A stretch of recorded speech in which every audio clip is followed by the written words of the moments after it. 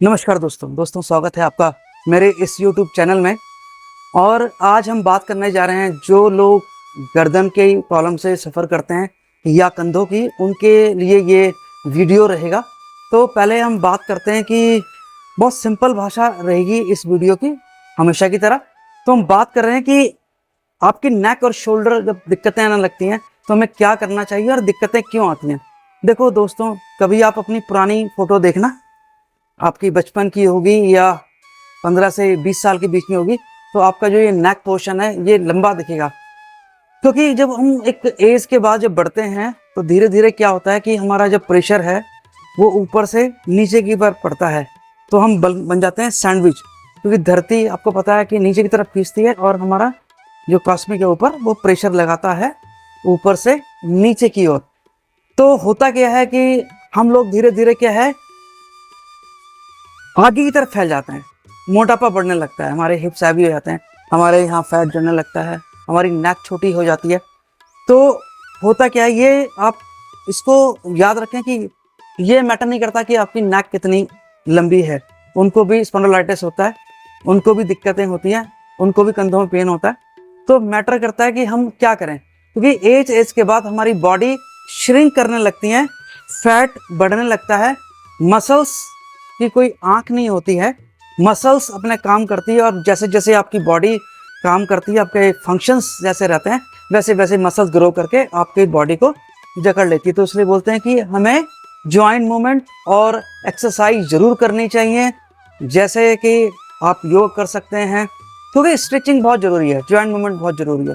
तो दोस्तों, धीरे धीरे क्या होता है कि एक तो ये कारण है कि हमारी शरीर की जो संरचना है वो सिकुड़ने लगती है, हमारे गर्दन, हमारे कंधे।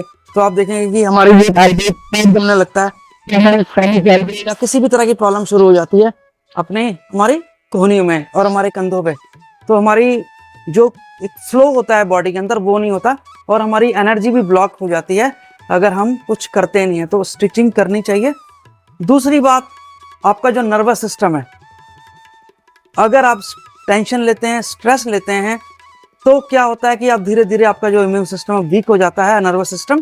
तो आप अगर एक हल्का सा झटका भी लगता है तो आपको दिक्कतें आनी शुरू हो जाती हैं बैकबोन में, कंधों में और गर्दन में। तो जैसा आपको पता है कि आपका जो गर्दन है और से नीचे जो उसका स्पाइनल है, ये पूरा स्ट्रक्चर है बोन का। तो उसमें क्या होता है, सी जो टाइप होता है ये हमारे गर्दन का होता है, तो यहाँ दिक्कतें आने लग जाती हैं। तो ये सिंपल भाषा का एक वीडियो है। होप कि ये वीडियो ज़्यादा से ज़्यादा लोग देख पाएँ, समझ पाएँ और काम कर पाएँ इस पर। तो और इसमें करना क्या है कि आपको दोबारा अपने शरीर को बाहर की तरफ खींचना है, अपने हाथों को, अपनी कोहनियों को, अपनी रेस्ट को और अपनी गर्दन को।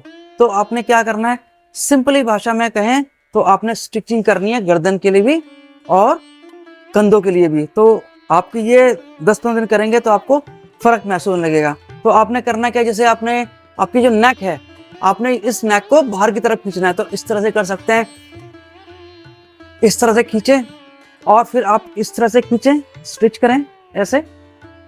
और आप इधर से भी कर सकते हैं ऐसे। और धीरे धीरे आपकी जो आईज है, एक कनेक्शन बनाना है। जब आप खींचे तो आंख को खुला रखें फिलहाल, और आंखों को भी आपने फैला के रखना है। तो इस तरह से आपने करना है। तो आपने इस तरह से करें, आंख को खुला रखें। जब आप स्टिचिंग करें तो आंख को खुला रखें, इस तरह से करें, है ना। और इस तरह से भी कर सकते हैं, आप पीछे लेके जा सकते हैं। मेक श्योर कि आपका मुंह अंदर से बिल्कुल बंद होना चाहिए। इस तरह से खींचें, ऐसे करें, ऊपर की तरफ देख सकते हैं, इस तरह से आप गर्दन को इस तरह कर सकते हैं और नीचे की तरफ भी कर सकते हैं। तो मेक श्योर कि आपका जो ये पोर्शन हो, जब आप स्टिचिंग करें, खींचें शरीर को, तो ये आपका जो ये वाला एब्डोमेन है ये बाहर की तरफ नहीं जाना चाहिए, कंट्रोल में रखना है। और सांस कंटिन्यू रखनी है आपने। और आपने क्या करते हैं, इस तरह से कर सकते हैं। फिर आप, अगर आपको गर्दन में ज़रा दिक्कत नहीं है, स्पॉन्डिलाइटिस होता है, अगर डॉक्टर बोलता है कि आप गर्दन को आगे की तरफ नहीं झुकाएंगे या झटके से नहीं मूव करेंगे, क्योंकि इससे क्या चक्कर आने लगते हैं, डिजीनेस रहता है, तो ये नहीं करेंगे, आप गर्दन को घुमाएंगे नहीं, बट आपने आंख खुल रखनी है। आप धीरे से इसको इस तरह से कर सकते हैं 2-3 गहरी सांस लें, फिर स्ट्रेचिंग करें, ऐसे कर लें, इस तरह से करें, है ना। ये आपका एक पोर्शन होता है गर्दन के लिए एक्सरसाइज, है ना। आंख की एक्सरसाइज करनी है, आंख को आपने लेफ्ट लेके जाएं, राइट लेके जाएं, लेकिन बहुत धीरे धीरे करना है ना, बहुत आराम से। और सांस, योग कर रहे हैं, मन सांस, आपका प्रिपरेशन मन सांस और शरीर, प्रिपरेशन मन से सांस के साथ लेकर और फिर शरीर को धीरे धीरे मूव करते हैं। गर्दन के लिए है ये, तो गर्दन को मूव करते हैं, है ना, इस तरह से कर सकते हैं आंखों के, है ना। आप ये करें, उसके बाद आपने क्या करना है, मैं थोड़ा सा दूर जाऊंगा तो आपको दिखेगा। आप मेरी पोजीशन देख सकते हैं पाँव की, आप इस तरह से लें। अगर मैं इसको वीडियो को थोड़ा सा नीचे, तो जब हम ये करते हैं, देखिए हम हल्का सा ऐसा रखते हैं। जब हम स्टिचिंग करें तो अपने इस हील को ऊपर उठा लेंगे, देखिए इस पोजीशन में ऐसे ऐसे रखना है ना। तो ये स्टिचिंग पोजीशन है, इस तरह से रखेंगे। ये पोजीशन करने के बाद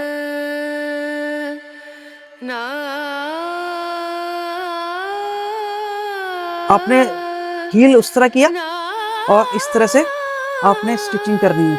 ये कंधों के लिए है ना, गर्दन के लिए है। तो ये इस तरह से आपका जो एब्डोमेन अंदर रहे और धीरे धीरे आपने सर को बाहर की तरफ रखना है। ये पोजीशन आप ये कर सकते हैं, ये और इस तरह ये रहेगा और इधर से ये वाला भी रहेगा। तो मेक श्योर सांस गहरी करनी है, गहरी सांस करनी है, ठीक है। ये स्टिचिंग है, आपका गला खुला रहना चाहिए, यहाँ से बंद नहीं होना चाहिए, इस तरह से। और ये हाथ आपका पीछे जा सकता है, गर्दन इस तरह जा सकती है, हाथ को जितना पीछे लेके जा सकते हैं, गर्दन स्ट्रेच होगा, इस तरह से ये करें। 2-3 बार करने के बाद आप वही पोजीशन, अब इस तरफ जा रहे हैं तो वो वाला हील ऊपर उठा लेंगे और इस तरह से ये करेंगे स्टिचिंग, और सेम गर्दन को खोल के रखेंगे और इस तरह स्टिच करेंगे, ये इस तरह से। ये आपके कंधों के लिए, कोहनी के लिए, रिस्ट के लिए बहुत अच्छा है।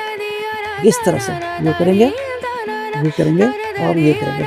बहुत सिंपल एक्सरसाइज है ये और आपको बहुत बेनिफिट देगा, है ना। अभी क्या करते हैं कि ये करने के बाद आप रोटेशन कर सकते हैं, शोल्डर रोटेशन, ठीक है। आपने क्या करें, ये लिया और इस तरह से गहरी गहरी सांस लेते हुए हाथों को 2-3 बार इधर, 2-3 बार इधर, इधर, दोनों हाथ से कर लें 2-3 बार इस तरह से, ये है ना।